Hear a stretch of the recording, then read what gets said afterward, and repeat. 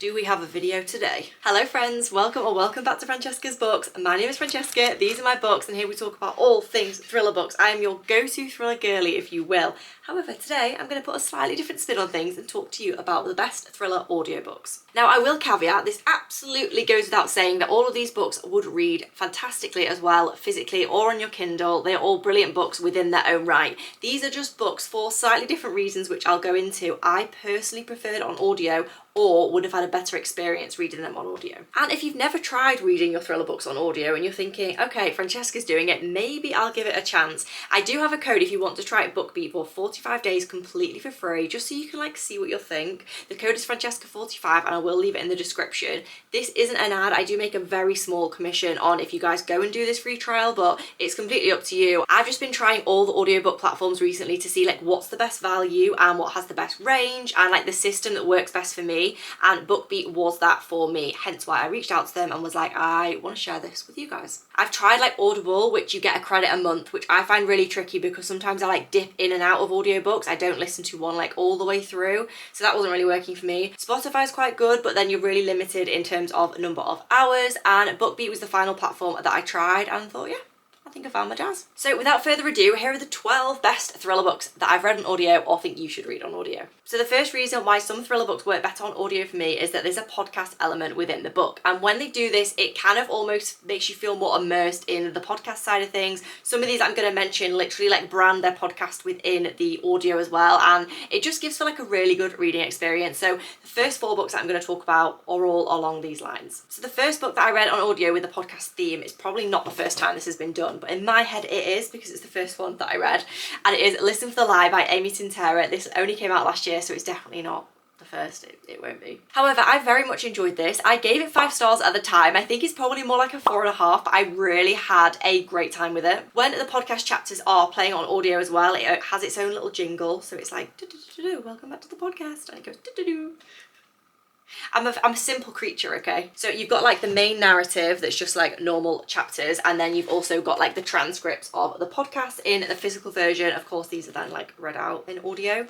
But the actual story follows this woman whose best friend was unalive 20 years ago when they were younger, and she escapes town, she moves away, she's like, I'm gonna put all that behind me. And then a true crime podcaster comes back to town and is going to tell this story whether she likes it or not. So she's thinking, I probably should go back and put my input in, otherwise this could look really bad for me, because she's been accused of the unalivings. I don't think this cover does this book justice. This is giving Bella Mackie vibes, and I am not a fan of that author's writing. Obviously nothing against the author, it just doesn't really click for me, that kind of funny humorous thriller vibe. This is absolutely nothing like that. This is the US cover, which I feel is a much better representation, so yeah, a great one to try. Next up is another book that is podcast based, but this time our female main character is the one who has the podcast, and it is Tell Me What You Did by Carter Wilson. So this follows our female main character, and the purpose of her podcast is that people ring in anonymously and confess to their crimes, they want to get something off their chest, and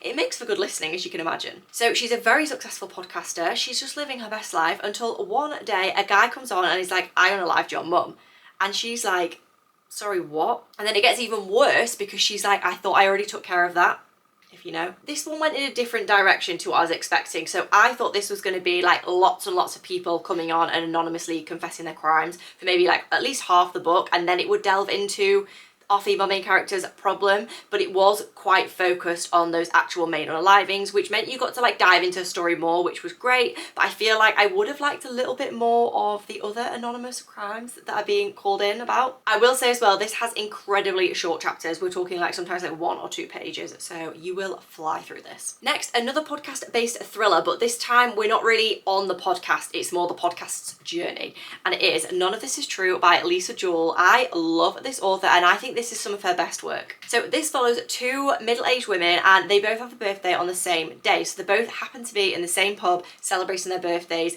One of the women is uber successful, she has a podcast, obviously, and she's with her family and friends, and it's all very luxurious and wonderful. And then the other woman, of course, who also whose birthday it is sat with her husband, who is 20 years older than her, and she is just regretting all of her decisions in life.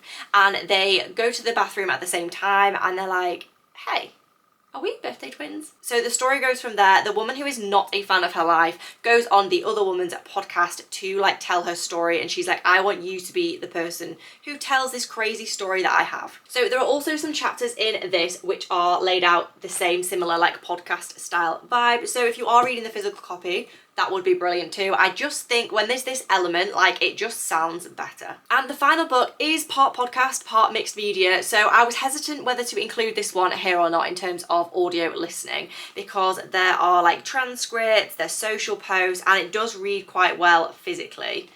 There's infographics. However, I feel like if I listened to this instead of read it, I would have had a better experience. So I feel like this is one of those take what you want from it recommendations. And it is Murder in the Family by Cara Hunter. This is the only book I've read by this author, and obviously was the first one that I picked up. I didn't really have an expectation apart from the fact that it was marketed like, you solve this case before our main character does. And I love a challenge. So this follows the case of Luke Ryder, who was unalived in the back garden of his family home. The case was closed, but years later, some like true crime specialists decide that they're gonna like reignite the case, recollect the evidence, and see what exactly happened. Hence why there's all these like bits of mixed media. This is them like pulling it all together. So I believe these 3 books will be better on audio than in physical copy because they have a full cast of characters like within the audio. So for each character in the book, there is a different voice actor. If you don't listen to audiobooks very much, that may seem insignificant, but I feel like as somebody who's starting to listen to them more and more, that would be a game changer for me. So firstly, this is quite a new release and a book that I dipped into the physical copy of and the audiobook of, and much preferred the audio. This one hasn't had super high ratings, I think, from the people that I know that have read it, because they've said it's kind of a bit anticlimactic. And while I do agree the ending like could have given more, I really enjoyed it, and I think it's because of the audio. So the book is The Business Trip by Jessie Garcia, and yeah, this is hardback too, so you can only imagine why I reached for the audio initially. So this follows 2 women who get on the same flight and have dealings with the same guy. After the flight, they're being very suspicious, like texting their friends like on and off, or just like not in the same patterns as they normally do. So investigations are launched, and this book really went in ways that you wouldn't expect.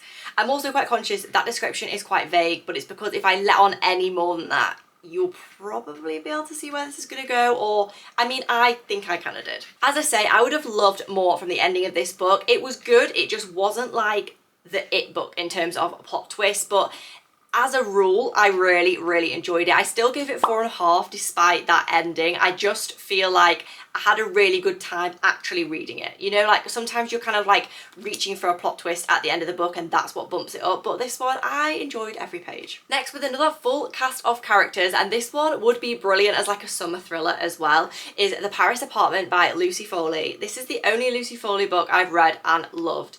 Again, perhaps because I listened to some on audio. So this follows a woman who goes to, unsurprisingly, to Paris, would you have guessed it, to see her brother who is living in this like gorgeous Paris apartment, and she wants to go and stay with him for a few weeks while she's like sorting her own stuff out. So she flies over to Paris, everything's going well, he texts her like, let me know when you land, etc, etc. She gets to the apartment and he's not there. Concerning, considering he would be, and then he just proceeds to not be there. Can you be kidnapped as an adult? So our female main character tries to understand exactly what is going on. Her brother is missing and the people in the building are acting very suspiciously. And all of the people in this building are all from different walks of life. Some are elderly, some are young, we've got men, we've got women. And as I mentioned, they all have their own voice actors. So this is incredibly easy to follow on audio. It's kind of given the same vibes as Lock Every Door by Riley Sager, but in my opinion, this was much better. This was the ending that I was looking for from Lock Every Door. I wasn't a huge fan of that ending. And then finally in the next book, both of the female main characters have their own voice actor, and this was incredibly done. I rated this next book 5 stars without hesitation. It really it gave me back my love of reading. Maybe that's an overstatement, but honestly, before I read this, I was in, I wouldn't say a slump, I didn't really like that word, I just wasn't really clicking with anything I was picking up. Then I read The Drowning Woman and I was like, Robin Harding, I love you. So as I say, this follows 2 female main characters. One of them is homeless, living in a car. She's down and out. She's working as a waitress, literally for cash. And then we have another woman who is extremely wealthy, but she has her own set of problems.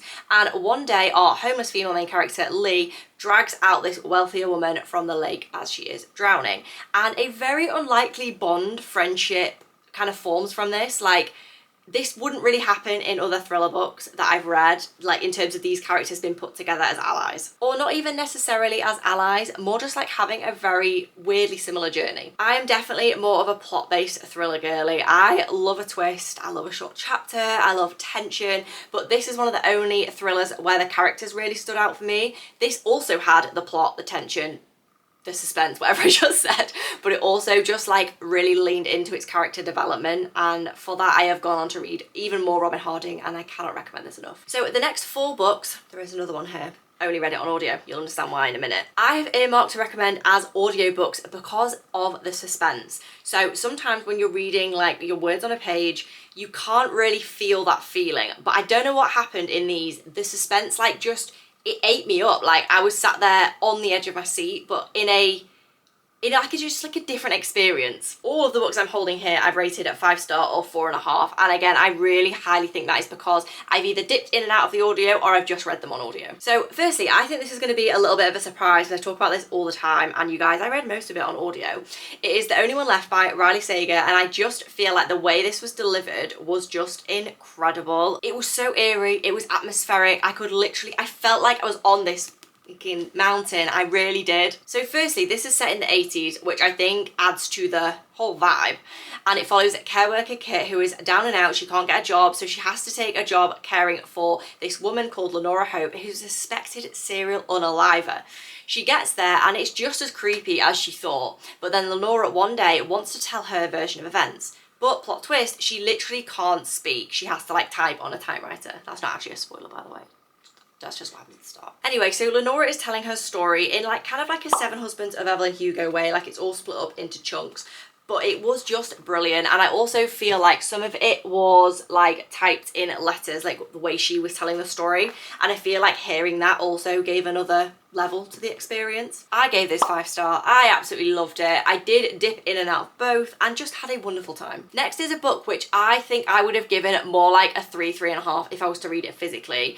These books don't tend to appeal to me normally, but again, for the suspense, I felt like I was on this journey by listening. I don't know what it is, but the book is The Quiet Tenant by Clemence Miquelon, and I listened to, I think, literally maybe 90% of this, and it was to the point where I had it on in the car and I would pull up in my driveway at home and like sit in the car for like another 10 minutes because I just want to make sure she's okay. So this follows a woman who's basically being kidnapped by the local town's like family man who everybody loves and everybody really respects, and he can't do enough for anyone, so he's like the most unlikely suspect. And it's told from her point of view, who's being kidnapped, the woman in the shed. We don't know her name, we literally just identify her by that. Also by his daughter, this man has a literal daughter, and also by the woman that's interested in him, like they start dating. Like, it was twisted, and we're just trying to get to the bottom of like why he would even do this in the first place when he's such like a family man and such a good guy in the community. And obviously it's her journey of like, what am I gonna do about this? It was very atmospheric, very, very suspenseful. It was like tension that you could cut a knife with, in my humble opinion. Next is another book that I just loved for the suspense and the fact I really could feel these words because they were being said aloud, if that makes sense. I did read physically a lot of this book as well, so I did really, really like it. And spoiler, if you're gonna watch my Mary Kubica ranking video, that's gonna come very, very, very, very, very soon. It was The Good Girl by, of course, Mary Kubica. I gave this 4.5 and I loved it. This was her debut novel, and I see how she became so popular because of this. So it follows a woman who goes to a bar one night. She has an on and off boyfriend and she's sick of him, so she goes to the bar on her own after he stood her up, and this other guy buys her a drink and they get chatting, and it's a bit of a vibe, you know. So she decides to go back to his house, a complete stranger, and she wishes she had not. The story unfolds from there, and I think this was definitely one of those where you're really questioning like what you would do in this situation. Like there was a lot of morally grey areas, and I feel like it kind of made me reflect a little bit, and books like that are dangerous when I'm reading them for fun. The ending also got me a little bit emotional as well. It really was one of those, and really enjoyed it. Can't recommend it enough. Maybe dip in and out of the audio and see which experience you're preferring the most. And the final book that I would recommend in terms of suspense and tension, and honestly just all round being a fantastic audiobook. I don't have the physical copy, but it would be Project Hail Mary. I listened to the majority of this and read a little bit on Kindle. Now this is probably technically not a thriller. It's like, maybe it's like a sci-fi thriller. It follows this guy who is stranded on a space station and he has to work out exactly what is going on after his crewmates have just not woken up. I think again there really was just something in the tension, and almost when there was like knocking noises on the ship and, you know, strange things going on around him, you could really like be immersed in that. I don't really talk about this book much because it's not like a classic thriller, but I did really enjoy it. I gave it 4.5. I think if you wanted something a little bit different, maybe don't go into this thinking it's a psychological thriller. It's definitely like a sci-fi thriller. And the final book I would recommend to listen to, because it's not actually being released as a physical book, it's One of Our Own by Lucinda Berry, and this is literally like an audio only story. Not really sure what's going on with that. I heard that they are potentially going to release this in a physical copy, but I read this maybe a year ago, a year and a half ago, and of course listened to it because that was the only option. Hence why I'm recommending it here. This was also quite a short audiobook. Lucinda Berry's books are quite short in general, and I feel like this one was even shorter than those. And it follows a unaliving hotline where someone rings in and it literally just turns the woman who's answered the call's world upside down. It was kind of giving similar vibes to The Good Samaritan by John Mars, but if that character wasn't evil, you know. I would maybe go into this if you're in a good headspace. It was definitely a heavier one, but Lucinda Berry's books do tend to be, because there is such a good mental health representation from her books. She is of course an actual doctor as well, so she's fantastic at describing things in terms of mental health, like just wonderfully, but also it means that it does just hit that little bit harder. So those are the 12 best thriller audiobooks that I have read. Please let me know if you have read any, maybe if you've read them physically or on audio, like tell me which one you thought was better as well. As always, if you enjoyed this video, don't forget to like and subscribe, and I will leave the code below if you are interested in trying out audiobooks. Let me know what you think. I wasn't convinced at first either, but clearly I am. See you very soon. Bye.